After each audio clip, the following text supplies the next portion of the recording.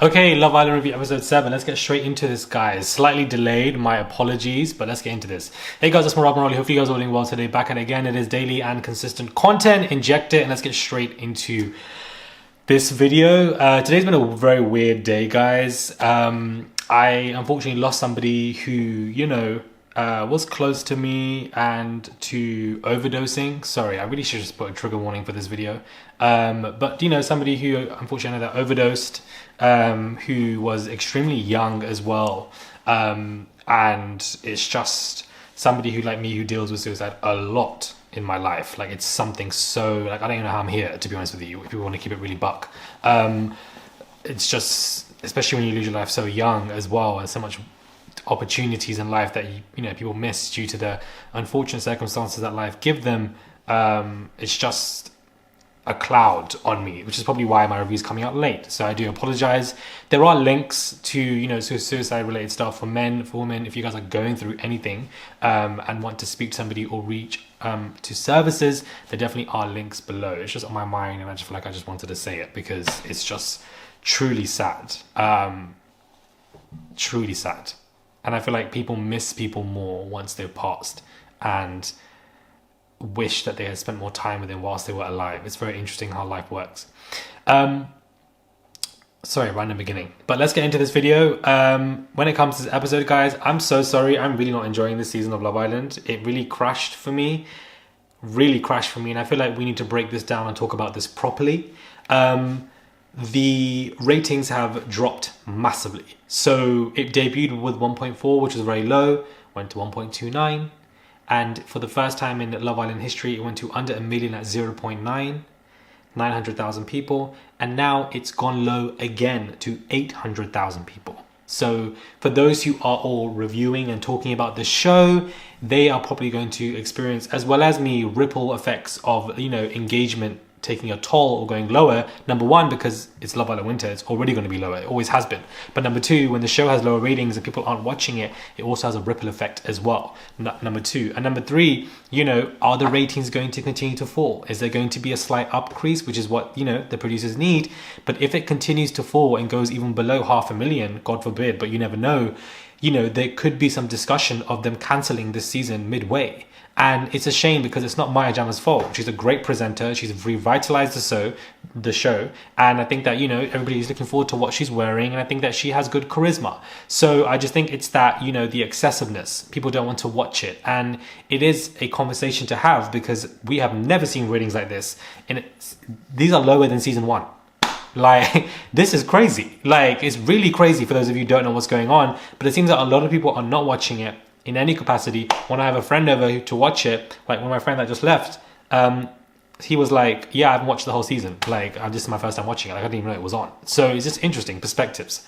I'm not here for Love Island Australia people coming into the season. I find it to be very boring. If you're going to really bring people from that franchise, bring in Cynthia, bring in Cassidy, bring in Millie, bring in the girls from season 1. That's what we would want to see at best. But I'm just not really here for Love Island Australian cast members because I feel like they know what they're coming to do. They're not really coming with some authentic perception of wanting to find love. Jessie, the Love Island Australian girl from season 2, I believe, or 2,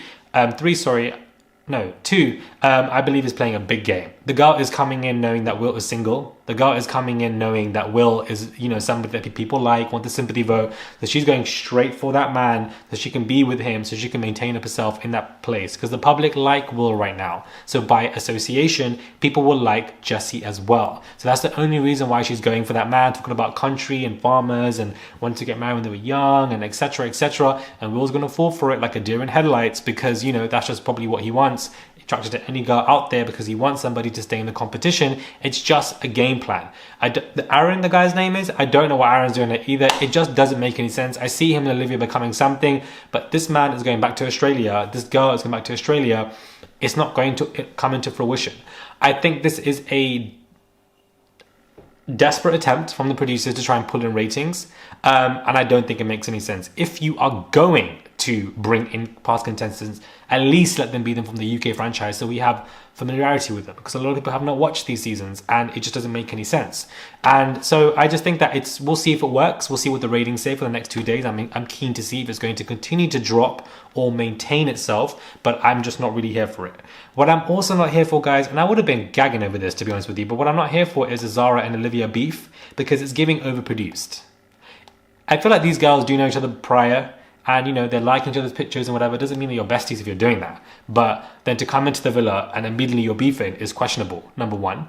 Number two, I'm not mad at you coming in as 2 friends or 2 acquaintances prior to the villa and coming in and causing a ruckus for entertainment. I'm not mad at that. I'm an advocate for that, but make it look authentic. Make it look realistic and enjoyable, and it doesn't look like that in any regards. There was a teaser shown as well, and you saw the tension riling between these two. It's just not that serious for them to be arguing like this. I'm not mad at it because it's something for people to talk about, but outside of that, there's nothing else going on. So it's just, to me, giving overproduced script, and I'm not really here for it. I feel like people are going to be falling for it, like, oh my god, no. Normally, I would be so excited over beef, but especially between the girls. I'm like, oh my god, no, hurricane this, hurricane that, but it's not giving hurricane. It's not giving storm. It's giving light rain. That's what it's giving. That's really what it's giving. It's not really giving anything else. And it's given fog, mist. Like, I'm over it. And I just feel like I'm not looking forward to tomorrow's episode. Even with the first look teaser, I'm not looking forward to their argument tomorrow. Because to me, it just looks orchestrated. It does not look authentic. Maybe that's because we've seen 9 seasons, but we'd be able to tell if something else was going on. And I just feel like neither one of them have that Ekansu it factor, where even at sometimes it looked like she was orchestrating arguments, but that was entertaining, child. I wasn't complaining. So I don't know. It just doesn't look like I'm excited for it. In terms of other storylines, I don't really know what else is going on. I'm not really, like, there's nothing else going on. This whole Lana and Taniel stuff, she's upset that, Taniel picked Ron. They do have some chemistry. I don't see Ron working with either of the girls, to be honest with you. But, outside of that, there really isn't much going on. Tanya and Shaq seem to be good now. David has been eliminated.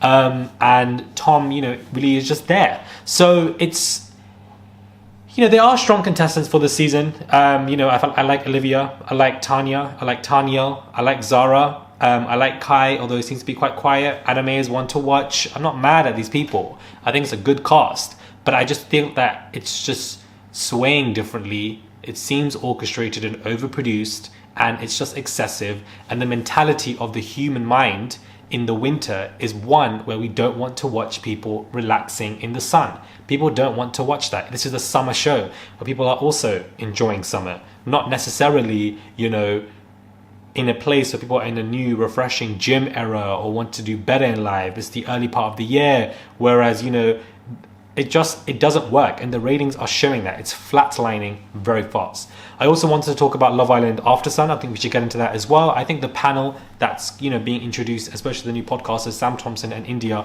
are absolutely fantastic. I think these two are doing a phenomenal job. They have truly, with essence, revitalized Love Island After Sun and the podcast. They're doing great. I don't know why Kem, who was on the podcast, not even on After Sun as much, but I think Sam Thompson shows genuine enjoyment and excitement when it comes to the show, and you need that. So I'm glad that he's doing that, and I feel like India as well is showing that. At first I was unsure of a pre-Islander coming onto the team, but I do think that India provides that level of interest because she was on a big season, and you need that as well. So I definitely feel like it's a good move for these two to be on here, and it's helping Love Island After Sun being enjoyable. Maya Jama herself, the way she interacts between the crowd, the guests, the family from Love Island who come on, the way she does all 3 or 4 is excellent. It genuinely reminds me of Caroline Flack in a weird way here and there. The way she's owning the crowd, she's owning everything, and I'm here for it. And I feel like,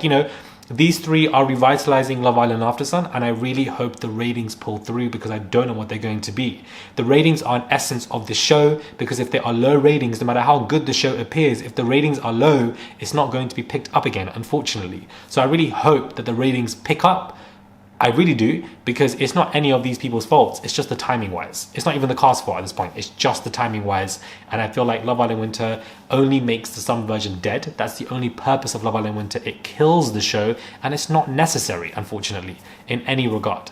Let me know your thoughts are when it comes to this video. Who are you liking, disliking? What are your thoughts? Do you agree or disagree with the overproduction?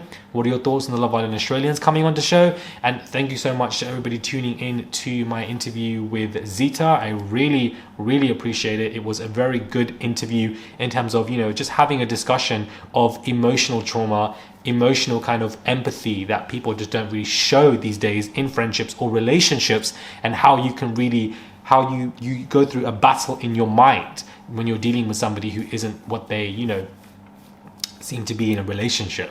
And it was just a very interesting conversation, and thank you to so much of you who have tuned into the interview, because I just genuinely appreciate it.